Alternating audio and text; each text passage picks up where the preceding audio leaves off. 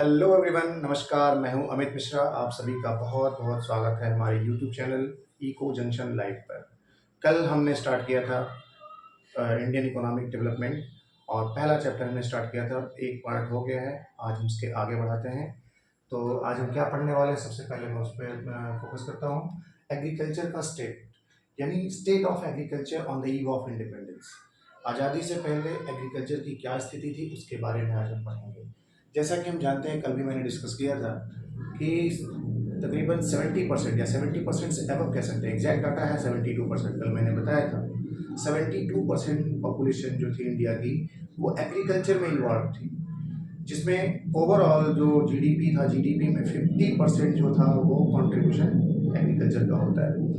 तो एग्रीकल्चर की स्थिति इतनी खराब थी, इतनी पुअर थी उस टाइम पे।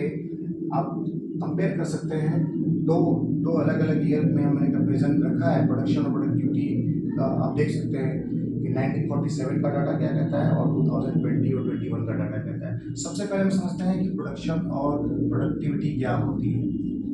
बेसिकली देखो, प्रोडक्शन क्या होता है कि ओवरऑल जो टोटल जो आउटपुट निकल के आता है, हम एग्रीकल्चर की बात कर रहे हैं यहाँ पे, पूरे देश में टोटल कितना फूड ग्रेन्स हुआ करता था। दो मेन फूड ग्रेन्स हमने रखे हैं, व्हीट और राइस को। 1947 में जो टोटल प्रोडक्शन हुआ करता था वो 64 लाख टन। ये डाटा जो है वो लाख टन में दिया है। 64 लाख टन में टोटल जो आउटपुट निकल के आता था।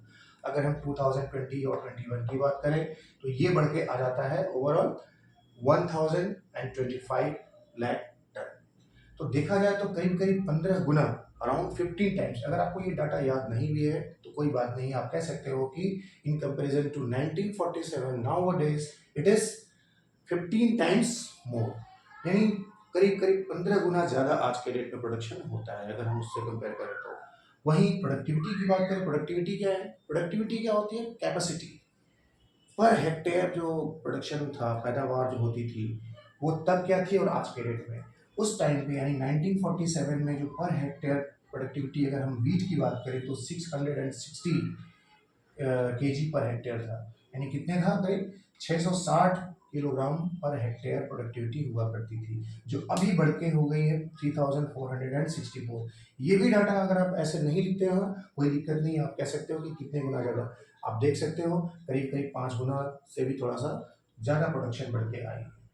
वहीं अगर राइस की बात करें तो राइस का जो प्रोडक्शन था वो 1947 में 220 लाख टन प्रोडक्शन था, जो अब बढ़ के हो गया 1220। देखा जाए तो ये भी बढ़ के 5 गुना, 6 गुना, 5-7 गुना ये भी बढ़ के आता है। वहीं अगर राइस की प्रोडक्टिविटी की बात करें पर हेक्टेयर, उसकी जो कैपेसिटी है वो भी बढ़ के आई है 665 से बढ़ के 2713 केजी पर हेक्टेयर। तो ये भी आप देख सकते हैं कि 4.5 गुना के आसपास ये भी बढ़ा है। तो इस डाटा में हमें क्या रिवील होता है? This data reveals the comparison of 2021 in comparison to 1947। तब क्या थी प्रोडक्टिविटी जब हमें आज़ादी मिली थी उसके पहले, और आज की अगर प्रोडक्टिविटी को हम कंपेयर करें तो बहुत अच्छा डेवलपमेंट है। लेकिन क्या ये सफिशिएंट है? जितना एग्रीकल्चर सेक्टर में बूम आना चाहिए या जो डेवलपमेंट आना चाहिए, क्या वो अभी है? इसके बारे में हम आगे आते हैं।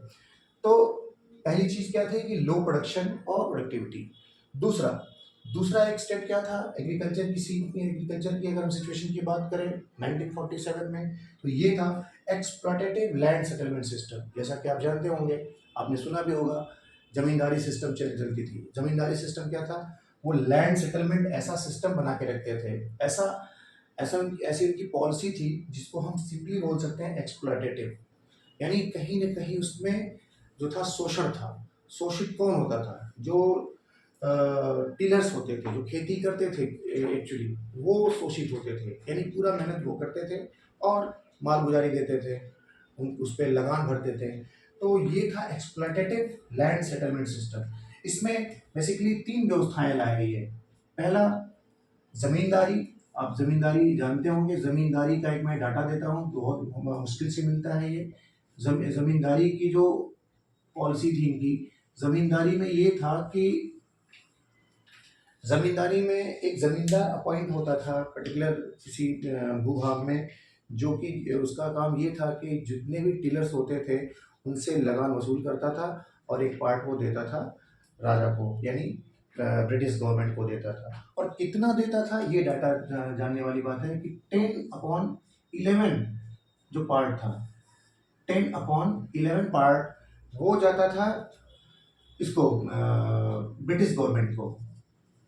ब्रिटिश गवर्नमेंट को जो टोटल उनका जो लगान था वो ब्रिटिश गवर्नमेंट को जाता था 10/11।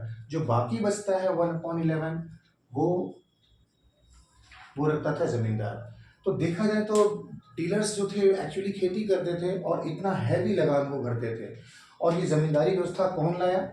जमींदारी की जो व्यवस्था थी वो लॉर्ड कॉर्नवालिस ने लाया था। लॉर्ड कॉर्नवालिस ने, ये आप याद कर सकते हैं कि जमींदारी व्यवस्था कौन लाया था और कौन से ईयर में लाया था? 1773 में। 1773 में ये व्यवस्था आई थी लॉर्ड कॉर्नवालिस के द्वारा।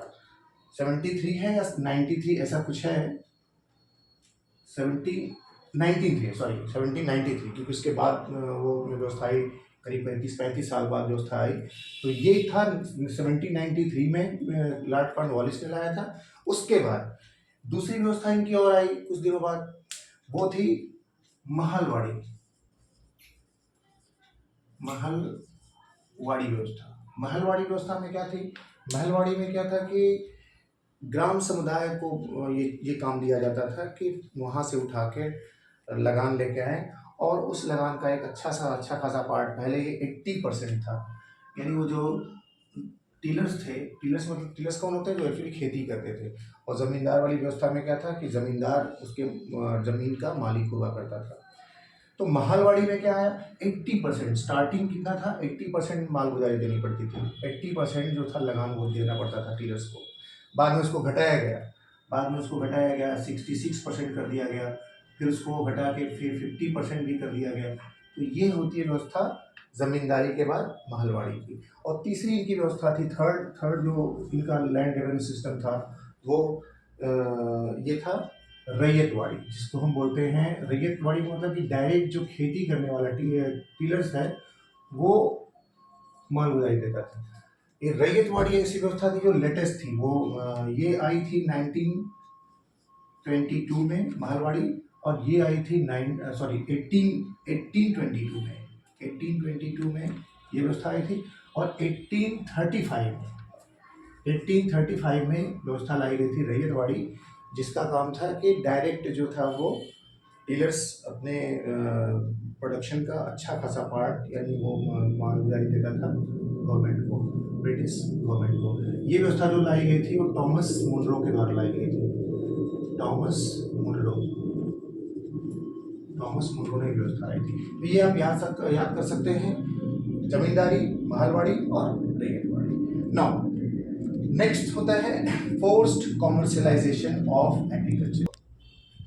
तो नेक्स्ट व्यवस्था आती है जो तीसरा स्टेज होता है एग्रीकल्चर में, फोर्स्ड कॉमर्शियलाइजेशन। अगर हम एग्रीकल्चर की बात करें तो एग्रीकल्चर में एक ये भी स्टेट आता है सामने, आपको देखने को मिलता है कि फोर्सफुली कॉमर्शलाइज्ड खेती हमसे कराई जाती थी। एक्चुअली क्या इंडिया का आउटलुक क्या था कि हम ज़्यादा से ज़्यादा सब्सिस्टेंस फार्मिंग पे बिलीव करते थे, यानी उतना ही खेती करते थे जितना हमें खाने के लिए चाहिए, हमारी फैमिली के लिए चाहिए, उतनी हम खेती किया करते थे। बट अंग्रेजों ने क्या किया? अंग्रेजों ने हमें फोर्सफुली क्रेडिट करके जो वो चाहते थे, यानी वो क्या चाहते थे? ज़्यादातर इंडिगो की खेती करो, कॉटन की खेती करो, जूट की खेती करो, यानी ये चीज़ें उनके लिए क्या थी? रिसोर्सेज थी। तो वो चाहते थे कि ऐसे क्रॉप्स जो है, कैश क्रॉप्स जिसको हम कहते हैं, कैश क्रॉप्स प्रोडक्शन हो, जिससे कि वो इन रिसोर्सेज को लेके जाएं अपने देश और वहाँ से फ्रेश गुड्स लेके आए, राइट? तो फोर्सफुली जो खेती कराते थे उसको हम बोलते हैं कैश क्रॉप्स फार्मिंग, या फिर what is forced commercialization? It is the shifting of the subsistence farming to the commercialised farming, यानी cash crops farming. Cash crops पे हमें ज़्यादा से ज़्यादा उस पर फोकस कराया जाता था। उसके लिए क्या करते थे? ये क्रेडिटिंग भी करते थे, एडवांस पैसे दे देना कि भाई ये काम करो इससे। और इस व्यवस्था से हमारी जो पुरानी परंपरा जो थी सब्सिस्टेंस फार्मिंग, वो धीरे धीरे खत्म होती चली गई। तो हम उनके अधीन होते चले गए, गुलाम होते चले गए। So that was the state of forced commercialisation of agriculture. Next point start करते हैं, चौथा पॉइंट। तो फोर्थ पॉइंट है lack of investment in agriculture, right. अगर हम बात करें तो एग्रीकल्चर या कोई भी प्रोडक्शन अगर हो रहा है उसके लिए इंफ्रास्ट्रक्चर प्रॉपर होना चाहिए, अप्रोप्रिएट होना चाहिए। आप समझ सकते हैं कि जब एक्सप्लॉटेटिव इनकी सारी पॉलिसीज हुआ करती थी तो उसमें अप्रोप्रिएट इंफ्रास्ट्रक्चर ये कैसे प्रोवाइड कर सकते थे। क्या था उसमें, लैक ऑफ इन्वेस्टमेंट। किसी भी इंफ्रास्ट्रक्चर की अगर हम बात करें तो इंफ्रास्ट्रक्चर किससे एक्सपेक्ट कर सकते हैं, राजा से या गवर्नमेंट से, राइट। लेकिन वहाँ पे तो उस टाइम पे क्या था, एक्सप्लॉटेटिव सिस्टम था, सारी व्यवस्थाएं इनकी एक्सप्लॉटेटिव थी। वो चाहते भी नहीं थे कि कुछ ऐसी इंफ्रास्ट्रक्चर प्रोवाइड कर दिया जाए कि अपने से लोग सबसिस्टेंस फार्मिंग की तरफ फिर से मूव कर जाएं। उनको तो चाहिए था कॉमर्शलाइज्ड फार्मिंग, यानी फोर्सफुली वो जो चाहते थे वो कराना। तो ये भी प्रॉब्लम थी, lack of investment in agricultural infrastructure, better infrastructure नहीं था उस टाइम पे, राइट। अब आते हैं गल्फ, ये gulf between the soil and owner of the soil and tiller of the soil. Owner of the soil कौन हुआ करता था, ओनर ऑफ द सॉइल मतलब जमींदार वो होते थे ओनर ऑफ द सॉइल। और टिलर्स कौन थे, जो एक्चुअली जो खेती करते थे, किसान जो थे वो टिलर्स थे।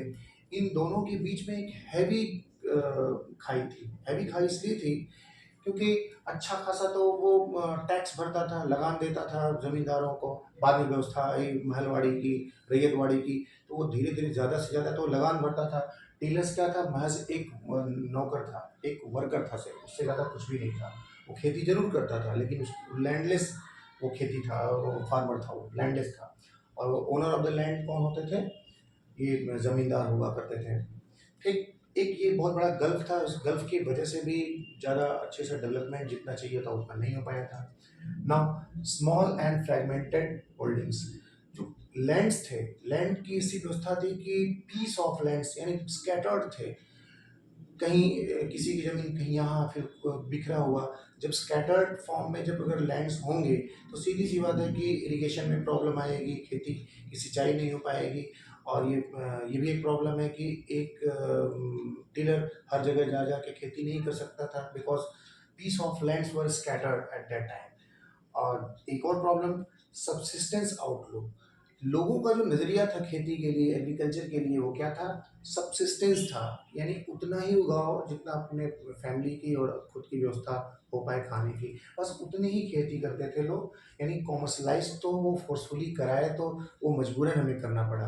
अदरवाइज जो आउटलुक था, जो नज़रिया था खेती के लिए, वो यही था कि बस किसी भी तरह से अपने लिए उतना प्रोडक्शन किया जाए, उतना उगा लिया जाए, उतनी खेती हो सके।